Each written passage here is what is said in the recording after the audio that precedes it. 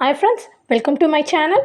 இப்போ நம்ம இந்த பதிவில் எதை பற்றி பார்க்க போகிறோன்னா, இப்போ பெரும்பாலான பெண்கள் மகளிர் உரிமை திட்டத்துக்கு விண்ணப்பித்தவங்களுக்கு இந்த மாதிரி ஒரு மெசேஜ் வந்திருக்கும். அதை பற்றின டீட்டெயில் தான் இந்த பதிவில் பார்க்க போகிறோம்.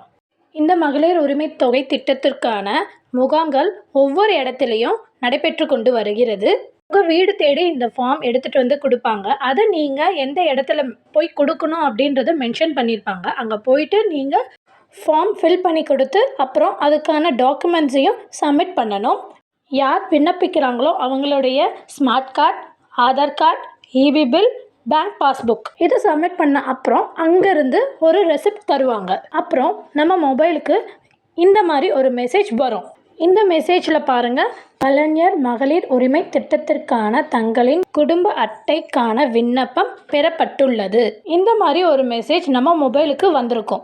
இந்த மெசேஜ் வந்தால் தான் உங்கள் விண்ணப்பத்தை மகளிர் உரிமை துறைக்கு அப்டேட் பண்ணியிருக்காங்கன்னு அர்த்தம். உங்கள் டீட்டெயில்ஸ் எல்லாம் செக் பண்ணுவாங்க. செக் பண்ணிவிட்டு அது எல்லாமே கரெக்டாக இருந்துச்சுன்னா 2 or 3 months அப்புறமா மாதந்தோறும் 15ஆம் தேதி உங்கள் அக்கௌண்ட்டுக்கு காசு வந்துடுங்க. ஸோ உங்களுக்கு இந்த மாதிரி மெசேஜ் வரலன்னா உங்கள் விண்ணப்பத்தை இன்னும் அவங்க அப்டேட் பண்ணலைன்னு அர்த்தம். உங்களுக்கு வரலன்னா இந்த மெசேஜ் கொஞ்சம் வெயிட் பண்ணி பாருங்கள். அவ்வளோதான் ஃப்ரெண்ட்ஸ், இந்த வீடியோ உங்களுக்கு யூஸ்ஃபுல்லாக இருக்கும்னு நினைக்கிறேன். யூஸ்ஃபுல்லாக இருந்துச்சுன்னா ஃப்ரெண்ட்ஸ் அண்ட் ஃபேமிலிக்கு ஷேர் பண்ணுங்கள்.